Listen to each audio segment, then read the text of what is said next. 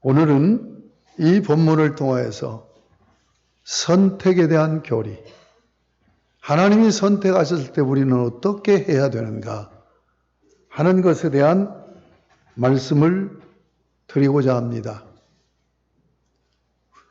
우리 기독교 사상의 가장 기본은 하나님의 절대 주권 사상입니다. 하나님에게 주권이 절대적으로 있다 하는 사상이에요.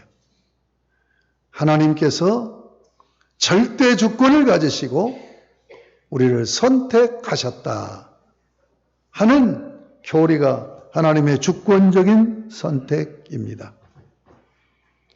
우리 장로교 또는 개혁교회를 세우는데 신학적인 기초를 놓은 존 칼빈, 이 칼빈은 예정론을 얘기했어요. 예정론은 아우구스티누스, 어거스틴이 최초로 얘기했고 칼빈은 이중 예절서를 얘기하기도 했습니다. 자, 선택이라고 하는 것은 상식적으로 어느 것을 선택한다고 할 때 그 다수 중에 일부를 택하는 거죠.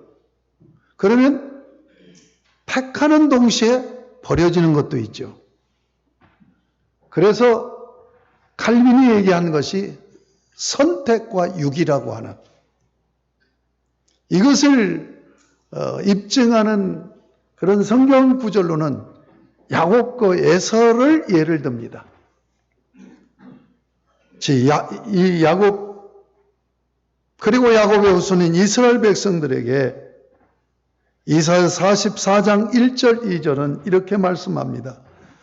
나의 종 야곱, 내가 택한 이스라엘아, 이제 들으라. 너를 만들고 너를 모태에서부터 지어낸 너를 도와줄 여호와가 이같이 말하노라. 하나님이 모태에서부터 지었기 때문에, 하나님이 창조하셨기 때문에 창조된 우리를 도와주실 분은 여호와 하나님이다 라고 말씀하시는 겁니다. 다윗은 시편 139편 15절 16절에서 이렇게 고백합니다. 내가 은밀한 데서 지음을 받고 땅의 깊은 곳에서 기이하게 지음을 받은 때에 나의 형체가 주의 앞에 숨겨지지 못하였나이다. 내 형질이 이루어지기 전에 주의 눈이 보셨으며 나를 위하여 정한 날이 하루도 되기 전에 주의 책에 다 기록이 되었나이다.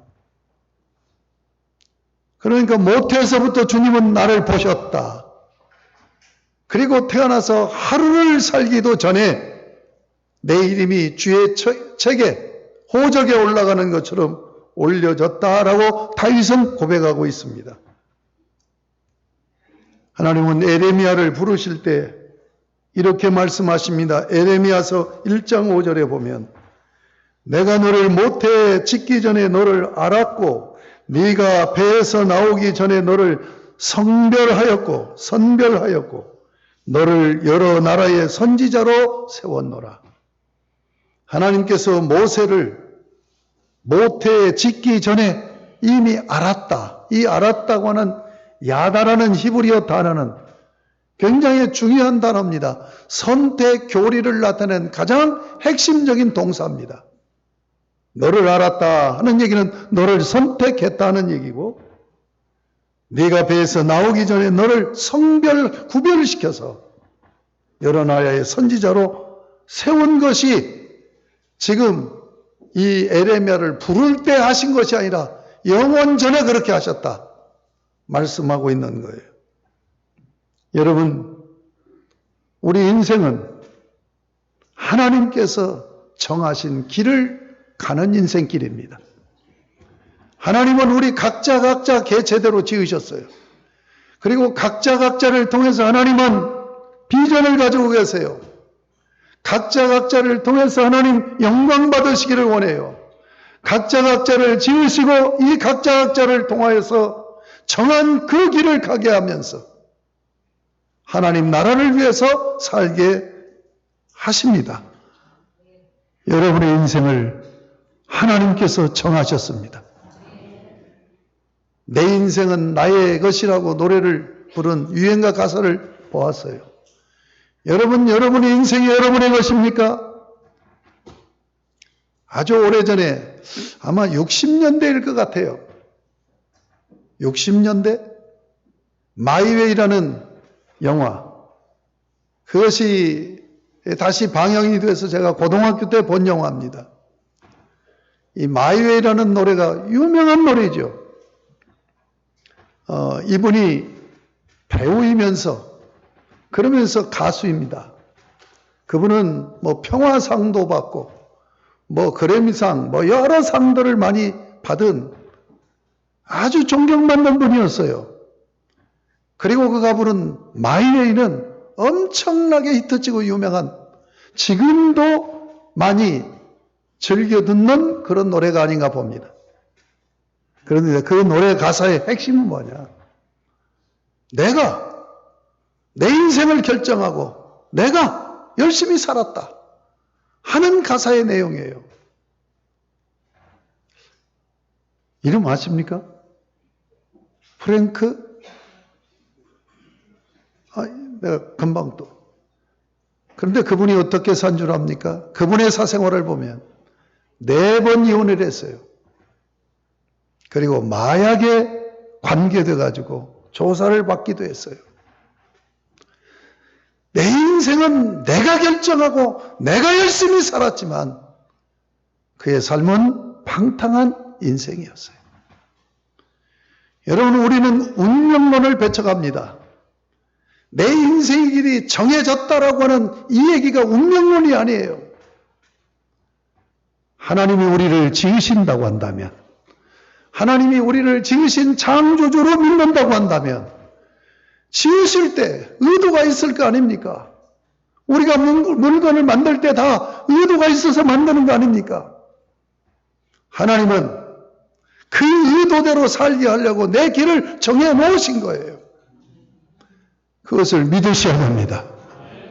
여기서부터 우리의 믿음이 시작되는 것이고, 이게 절대 주권적인 사상과 하나님의 절대 주권적인 선택을 믿는 신앙입니다.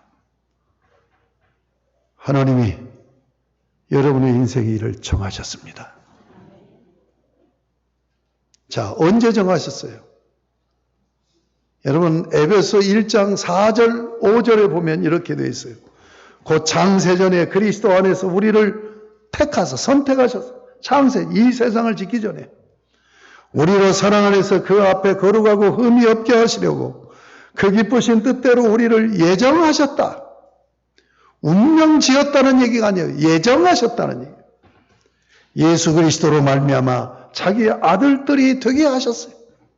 자기 아들들이 되게 하셔서 자기를 섬기는 백성, 자기 가족을 이루려고 하나님은 창세 전에 선택하셨고 그리고 예정하셨다라고 말씀하고 있습니다.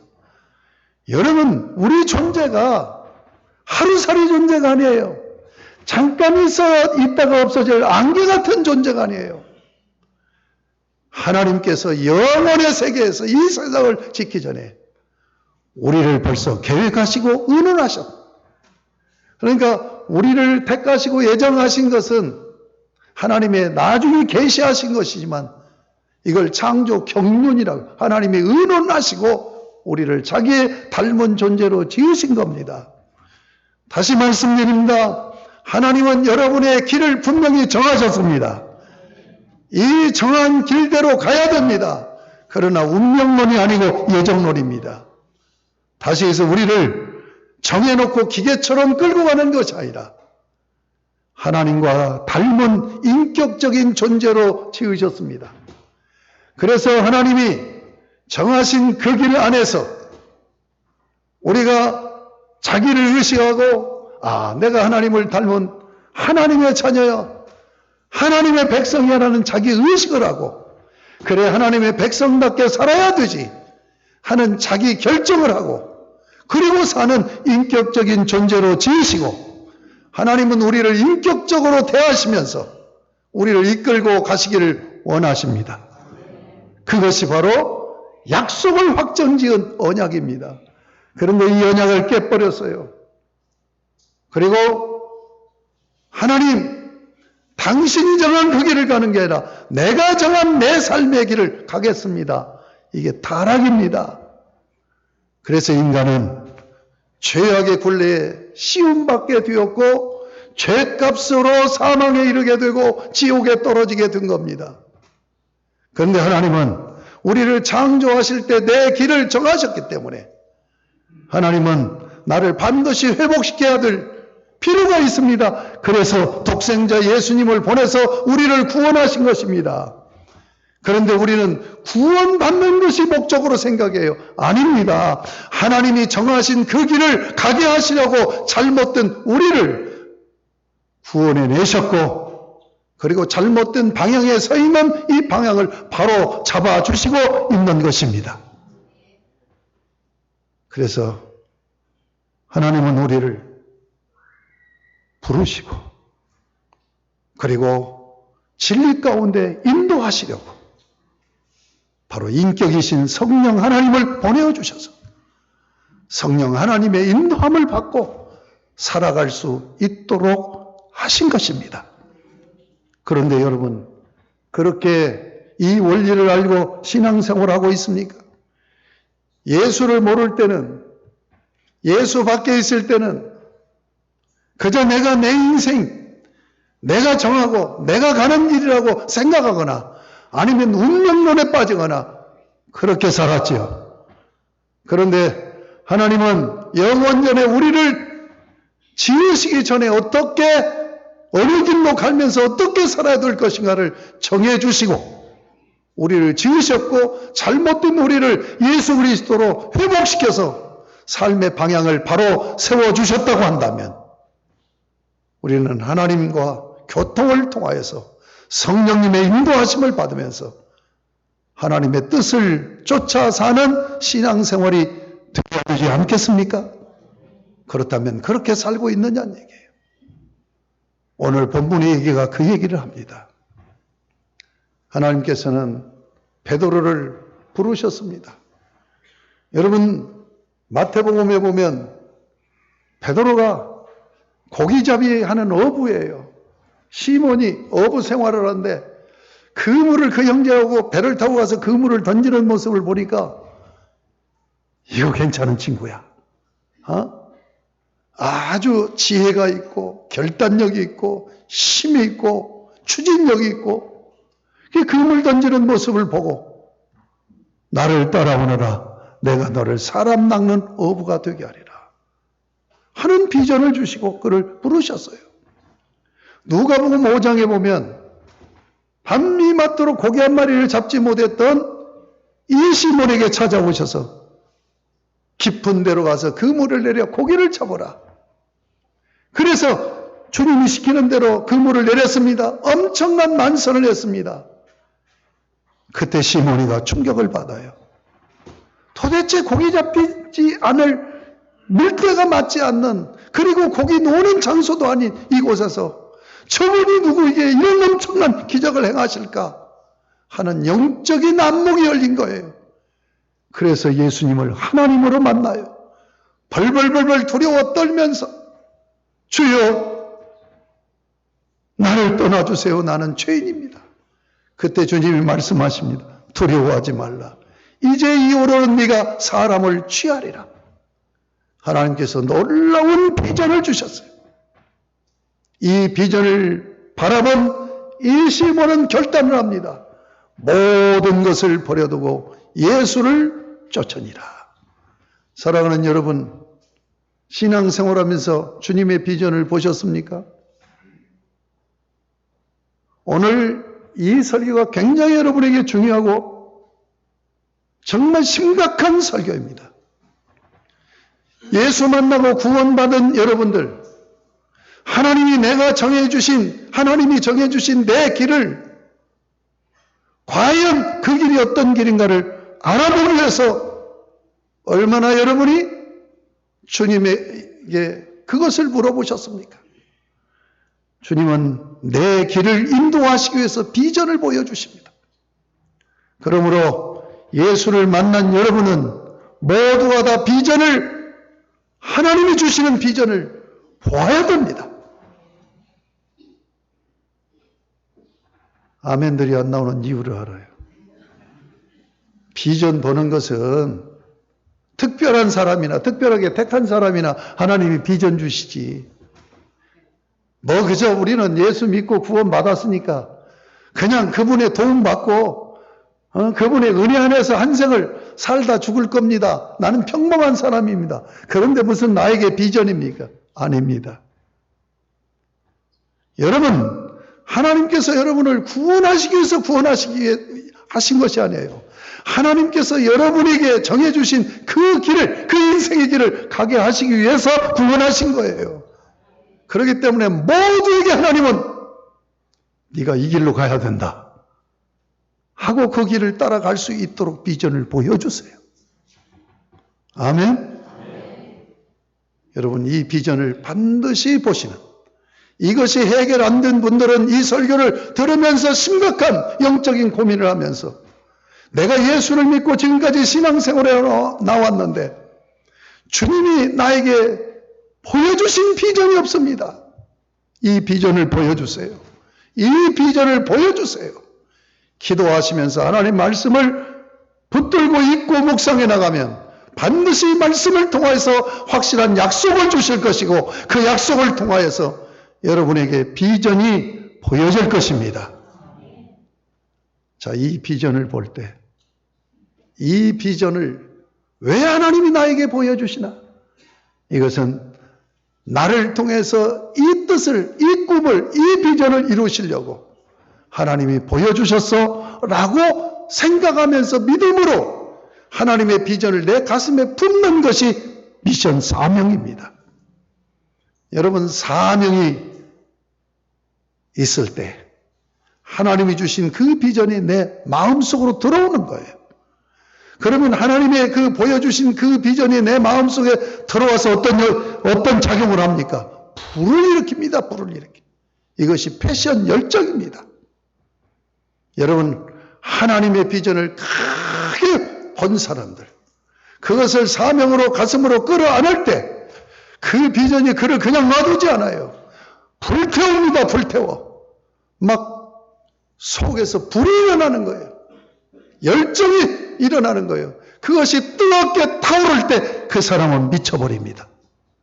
여러분, 역사의 주인공은 이 미친 사람들의 것이고 하나님 앞에 쓰임받은 사람들은 이 미친 사람들이 쓰임받는다는 걸 잊지 마시기 바랍니다.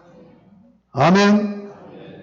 하나님이 주신 비전을 붙들고 여러분의 가슴이 뜨거워지는 신앙생활이 되실 수 있기를 주님의 이름으로 축복합니다. 저는 하나님 앞에 소망하는 게 있어요. 저는 하나님 앞에 기도하는 게 있어요. 죽을 때까지 열정의 사나이로 살기를 원합니다. 죽을 때까지 꿈꾸는 자로 살기를 원합니다. 죽을 때까지 무지개를 쫓아가는 그런 삶을 살기를 원합니다. 저는 죽을 때까지 청년으로 살다가 죽고 싶습니다. 이것이 저의 소망입니다. 사랑하는 여러분, 여러분에게 각자 정해진 그 길이 있단 말이에요. 그 길을 향해서 달려가는 복된 여러분이 되시기 바랍니다. 자, 여러분, 비전을 보지 못하고 사명을 깨닫지 못할 때 사람이 어떻게 되는 줄 알아요? 제 고집이 나와요. 그리고 자기대로 살려고 해요. 그러면서 세상적이 되어져 나가요. 그래서 세상이 좋은 거예요. 즐기고 살고 싶고, 안락하게 살고 싶고, 안전하게 살고 싶고, 편안하게 살고 싶고. 저는 2부 예배에서 우리 딸 있는데도 그런 얘기를 했는데 우리 딸이 그냥 지나가는 소리로 들을런지 거룩한 부담을 안 하는지는 모르겠어요. 우리 딸들 둘이 제가 소망하는 게 있다면 뭐 결혼도 않고 그랬으니까 시집잘 가는 거 원하겠죠.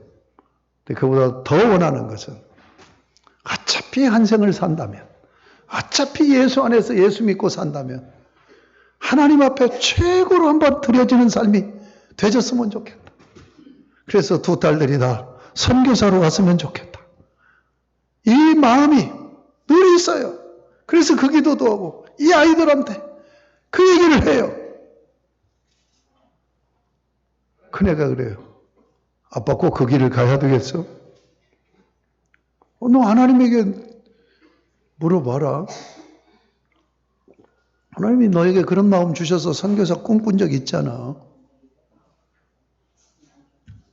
그 꿈이 소멸돼서는 안 되지. 사랑하는 여러분, 비전을 보지 못하고 꿈을 갖지 못하고 사명을 잃어버릴 때 사람은 방탕하게 되고 방황하게 됩니다. 그러므로 오는 결과가 뭡니까? 연단입니다. 이것을 잊지 않아야 됩니다. 하나님은 타락한 본성을 가진 그런 인격적인 존재이기 때문에 하나님을 거부해요. 하나님의 뜻을 거부해요. 하나님의 비전에 눈을 돌려버리려고 해요. 그리고 자기대로 살려고 해요. 그렇기 때문에 하나님은 뭐예요? 너 그렇게 살아서는 안 돼. 그래서 연단을 하는 거예요. 사실 연단이 주님이 나를 인도하는 길이라는 것을 잊지 마셔야 돼요. 하나님은 나를 내 길을 인도하는 방향이 두 가지예요. 하나는 연단이고 하나는 성령의 인도예요. 욥기서 23장 10절에서 이렇게 고백합니다. 그러나 내가 가는 길을 그가 아시나니 그가 나를 단련하신 후에는 내가 순금같이 되어 나오리라. 하나님의 비전을 보고 사명에 붙들려 있는 자도 훈련을 시켜요. 그래서 온전히 하나님 영광을 돌리는 그런 존재로 살게 하시려고. 그리고 또 하나는 비전을 보지 못하고 사명도 깨달지 못하고 예수를 믿는데 그저 내 어려운 문제나 해결해 달라고, 삶의 문제나 해결해 달라고 그렇게 하는 신앙생활을 하는 사람은 연단을 시켜요. 훈련을 시켜요. 그래서 야고보서 1장 3절 4절에 이는 너의 믿음의 시련이 인내를 만들어내는 줄 너희가 알미라. 인내를 온전히 이루라. 이는 너희를 온전하고 구비하여 조금도 부족함이 없게 하려 함이라. 하나님께서는 연단을 통하여서 사명을 깨달은 자는 정말 잘 준비시켜서 쓰고, 사명을 깨달지 못하는 자는 사명을 깨달고 하나님 품으로 돌아올 수 있도록, 하나님 편에 설 수 있도록 연단하신다는 걸 잊지 마시기 바랍니다. 이것이 운명론이 아니라 예정론이에요. 하나님은 우리를 인격으로 지으시고 우리 스스로 자기 의식하고 자기 선택을 하게 하고, 그러면서 하나님이 인격으로 우리를 대하시면서 성령님이 오셔서 너 이 말씀 따라와야 돼. 너 그렇게 살면 안 돼. 권고하시고, 기도할 때 하나님께서 영적으로 반응을 해주시고, 그래서 예정론에서 중요한 교리가 뭐냐? 성도의 견인이라는 교리예요. 성도의 견인이라는 말이 무슨 말입니까? 성경 구절로 답합니다. 이사야 30장 18절 말씀. 그러나 여호와께서 기다리시나니 이는 너에게 은혜를 베풀려 하시며. 제가 죽을 때까지 저에게 질문하면서 너 하나님께서 베푸신 은혜가 뭐냐? 나는 두 가지로, 첫 번째는 나를 구원해 주신 것, 두 번째는 나를 끝까지 기다려 주신 것.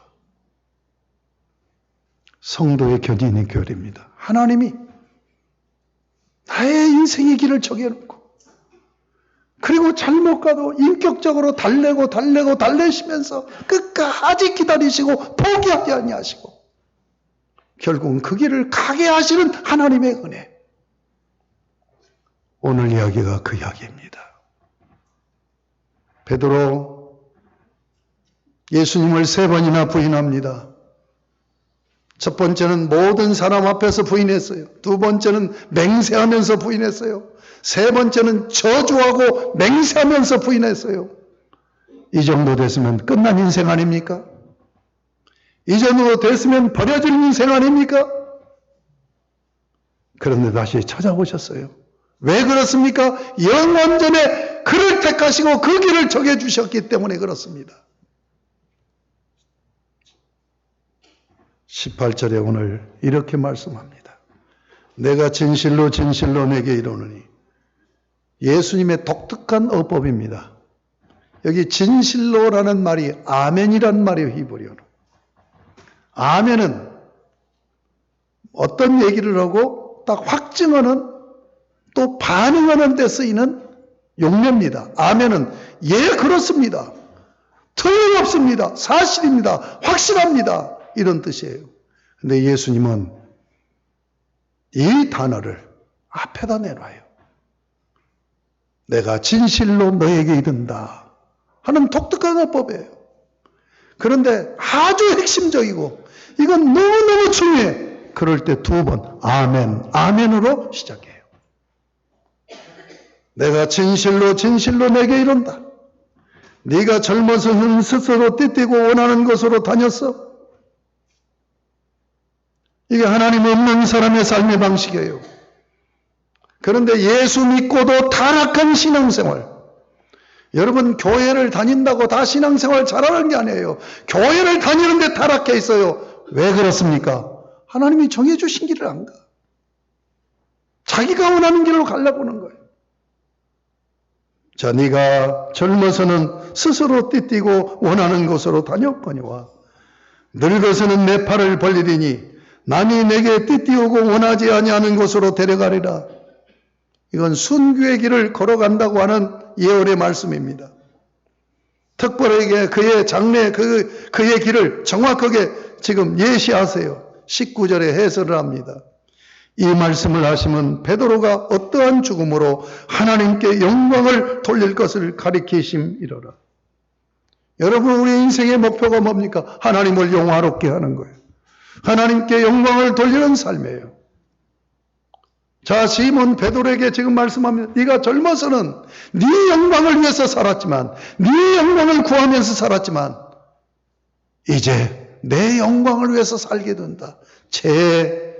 소명하시면서 비전을 보여주시는 거죠.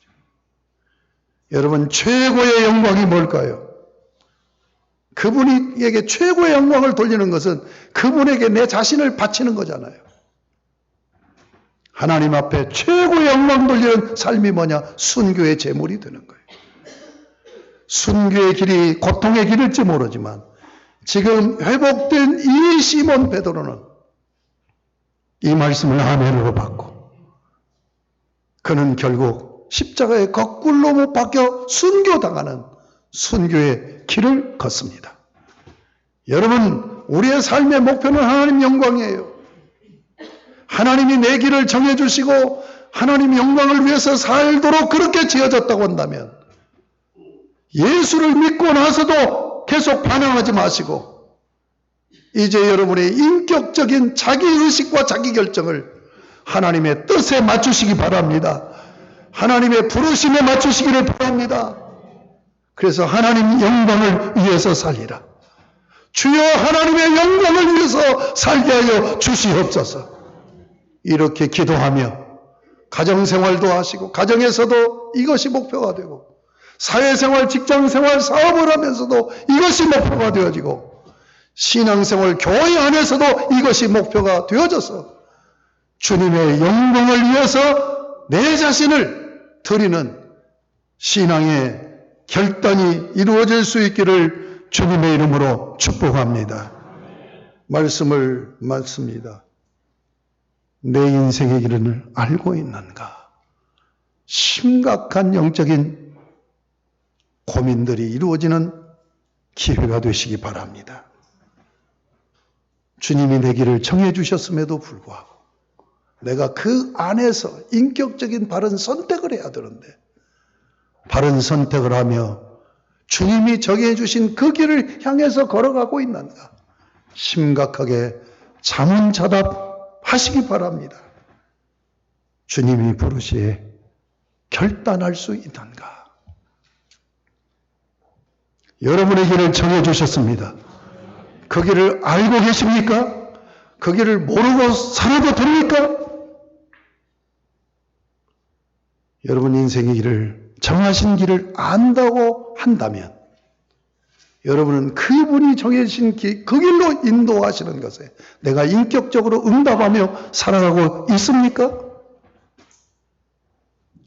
오늘 이 설교를 들으시고 거룩한 결단을 한다면 여러분의 인생은 대전환을 맞이하게 될 것이고 여러분의 인생은 후회 없는 복 있는 아름다운 인생이 될 줄로 믿습니다. 그러한 여러분이 다 되시기를 다시 한번 주의 이름으로 축복합니다.